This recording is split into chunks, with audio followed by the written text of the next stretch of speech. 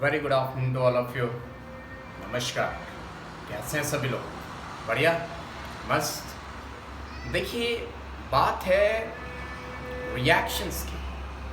और हम सभी लोग जानते हैं कि हम बहुत पढ़ते हैं, लेकिन एग्जामिनेशन में जब क्वेश्चन आता है तो हमारा दिमाग स्लो हो जाता है।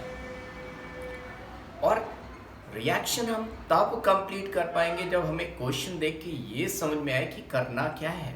whether we are going to deal with elimination or substitution or addition or rearrangement, what we have to do: SN1, SN2, E1, E2, elimination, substitution, ESR, FS, FRSR, what we are supposed to do.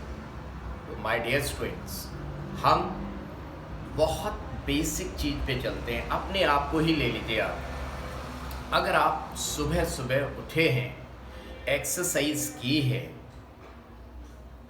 भूख लगी है तो अब आप क्या करोगे? खाओगे या निकालोगे?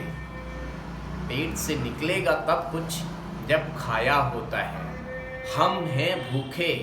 भूखा मतलब अनसैचुरेटेड। याद रखिएगा, अगर हम अनसैचुरेटेड हैं तो हम खाएंगे, और जितने ज़्यादा अनसैचुरेटेड होंगे, भूखे होंगे, हंग्री होंगे, उतना ज़्यादा खाएंगे। तो जब भी आपको कोई कंपाउंड अनसैचुरेटेड नज़र आ जाए, अनसैचुरेटेड कंपाउंड अगर कभी नज़र आए आपको, तो आपको रटना ही नहीं है, आपको किसी टीचर की ही ज़रूरत नहीं है।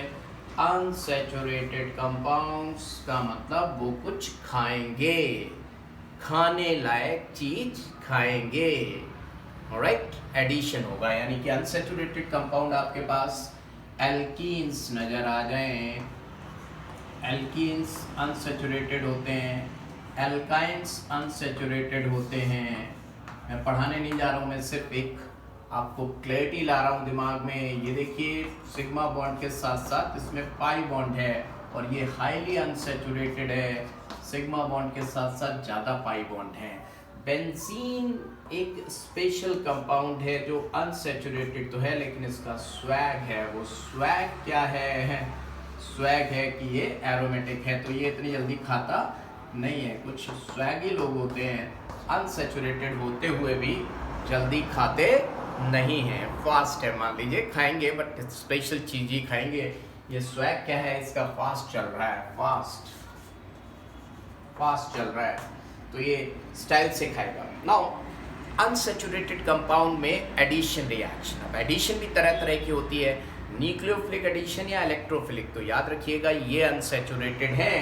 कार्बोनिल कंपाउंड अनसैचुरेटेड नहीं होते, तो उनमें ये देखिए, दीज आर कार्बोनिल कंपाउंड, ये अनसैचुरेटेड नहीं है। इनमें पाई बॉन्ड तो है, but these are not unsaturated. Unsaturated के लिए कार्बन डबल बॉन्ड कार्बन होना चाहिए।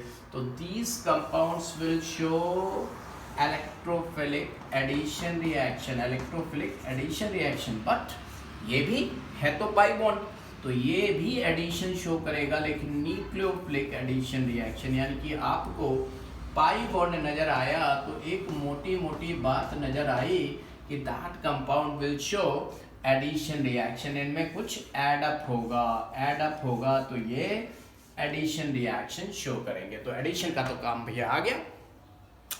देखिए, इसके लिए टीचर की जरूरत क्या थी? पाई बॉन्ड है, भूखा है, पाई बॉन्ड है, भूखा है, पाई बॉन्ड है, भूखा है। पाई बॉन्ड कहीं भी नजर आ जाए, देखिए वो भूखा है। इसका मतलब एक बात क्लियर हो गई कि ये एडिशन शो करेगा, क्योंकि पाई बॉन्ड है, देखो पाई बॉन्ड है, तो एडिशन तो शो करेगा ही करेगा। ये सब एडिशन शो करेंगे क्योंकि सभी में पाई बॉन्ड है। यानी कि कहीं पाई बॉन्ड नजर आ जाए तो वो एडिशन शो करेगा। एक बात क्लियरली समझ में, दिमाग में फीड हो गई, whenever pi bond is there, the compound is going to show addition reaction. आइए देखते हैं, ये जो बेंजीन है इसका स्वैग है, ये सब्स्टिट्यूशन भी शो करता है, इलेक्ट्रोफिलिक सब्स्टिट्यूशन रिएक्शन, इसलिए इसका स्वैग बोला। और अभी आगे इसकी बात करूंगा, लेकिन मैं और आगे बढ़ता हूँ। अब आगे माय डियर स्टूडेंट, जब मैं बढ़ रहा हूँ तो आपको बता दूं कि ये तो था कैसा कंपाउंड, अनसैचुरेटेड, ये भूखे लोग थे, भूख लगी है तो खाना तो खाएंगे, लेकिन अगर पेट पूरा भरा हुआ हो, पेट भरा हो, इस पर मैं बाद में लिखूंगा, जब हमारा पेट भरा होता है, पूरा दिन खाना खाते हैं, दोपहर में खाना खाते हैं, रात में ठूस ठूस के खाते हैं, फिर सुबह हम जाते हैं, वेस्ट मटेरियल निकालते हैं, और इस दौरान हमारी बॉडी यहाँ पे खाने को सारा का सारा नहीं निकालती, कुछ यहाँ पे मसल्स में भी स्टोर करती है, यानी कि रीअरेंजमेंट। इसका मतलब अगर आपको कहीं सैचुरेटेड कंपाउंड नज़र आ जाए, सैचुरेटेड मान लीजिए आपको कोई एल्किल हैलाइड नज़र आ गया RX, और यहाँ पे देखिए पोलराइजेशन है नेगेटिव पॉजिटिव, इसका मतलब ये सैचुरेटेड कंपाउंड है, और सैचुरेटेड कंपाउंड अब खा तो सकता नहीं है, सैचुरेटेड मतलब खा खा के एकदम पेट भर गया आपका, तो नो एडिशन। एक बात तो पक्की होगी कि एडिशन इसमें नहीं होगा, नो एडिशन। क्यों? पहले ही पेट भर रखा है। अब बची दो बातें, एलिमिनेशन, सब्स्टिट्यूशन। इसका मतलब या तो ये दोनों काम करेगा, रीअरेंजमेंट होके अंदर ही अंदर कुछ सब्स्टिट्यूशन, यानी क्या, ये पहले बता देता हूँ, substitution and elimination.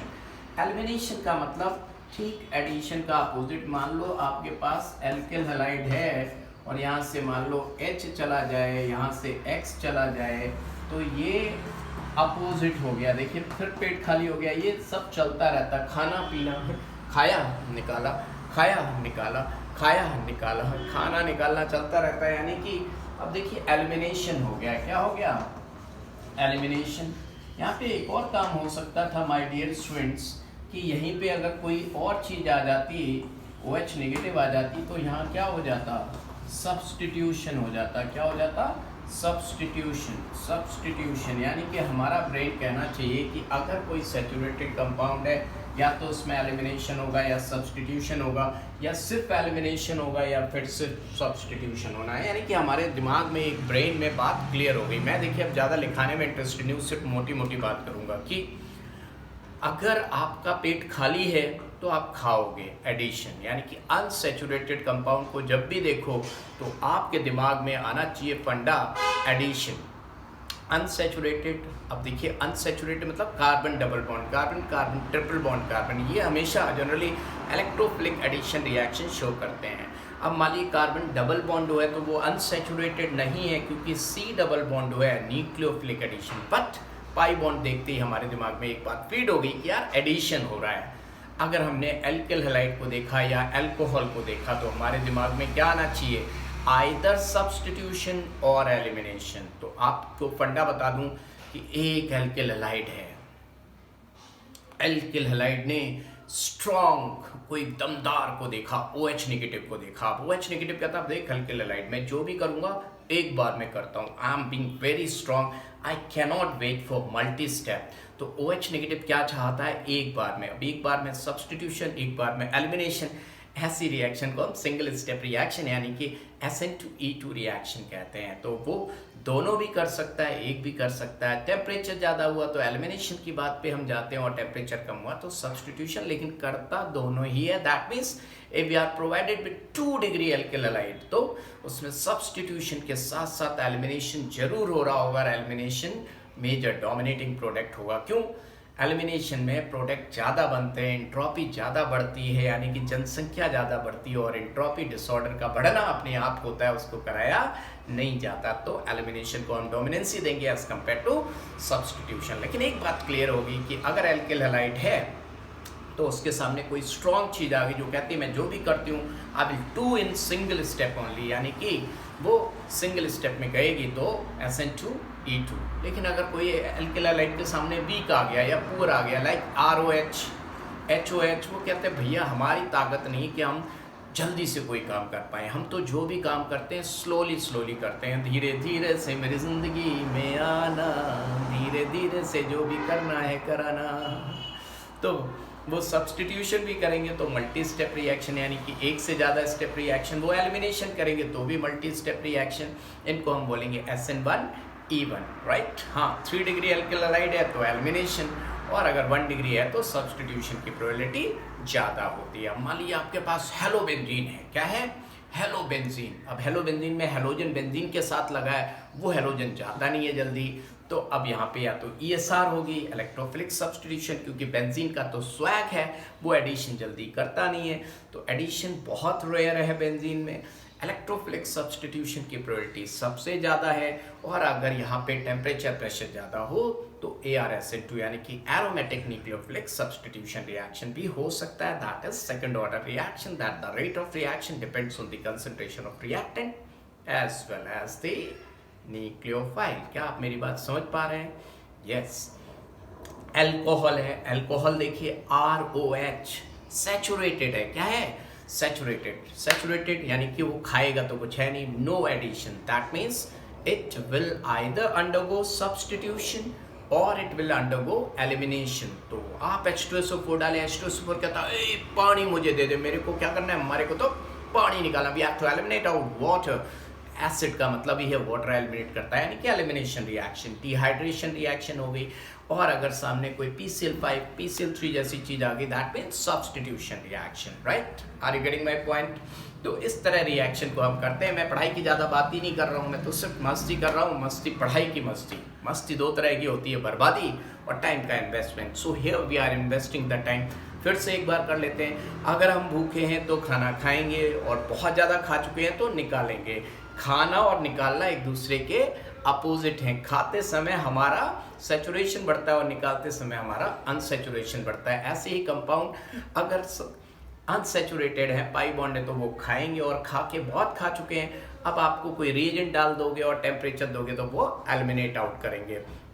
Elimination and addition is just opposite, और कंपाउंड से कुछ जा रहा है और उसकी जगह कुछ आ रहा है, so this is overall substitution कहला रहा है। देखो हम कुछ खा रहे हैं, कुछ निकाल रहे हैं, तो पेट उतना ही भरा हुआ है, जय हम एलिमिनेट कर दिए, फिर खा लिए, एलिमिनेट कर दिया, यानी कि हम तीनों चीज़ें हमसे रिलेटेड हैं। हम सिर्फ खा रहे हैं, एडिशन हम सिर्फ निकाल रहे हैं, नहीं हम सिर्फ खा रहे हैं, एडिशन हम सिर्फ निकाल रहे हैं, एलिमिनेशन हम खा भी रहे हैं, निकाल भी रहे हैं, रोज यही करते हैं, खाते निकालते हैं, इसलिए बॉडी का वेट कांस्टेंट रहता है। जितना खाओगे उतना निकालोगे, बॉडी वेट उतना ही रहेगा। खा ज़्यादा लिया, निकाला कम, बॉडी वेट बढ़ता जाएगा। खाया कम, निकाला ज़्यादा कम होता जाएगा। सॉरी इतनी तेज तेज बता रहे हो, जरा फिर से बताओ। जितना खाया कैलोरीज उतनी निकाली, बॉडी वेट उतना ही रहेगा। ज़्यादा खा लिया, निकाला कम, बॉडी वेट बढ़ जाएगा, मोटे हो जाओगे। खाया कम, निकाल ज़्यादा दिया, पतले होते जाओगे, राइट? सिंपल फंडा। बताइएगा how much you liked it, फिर आगे और वीडियोस बनाऊंगा। तब तक के लिए ऑल द बेस्ट।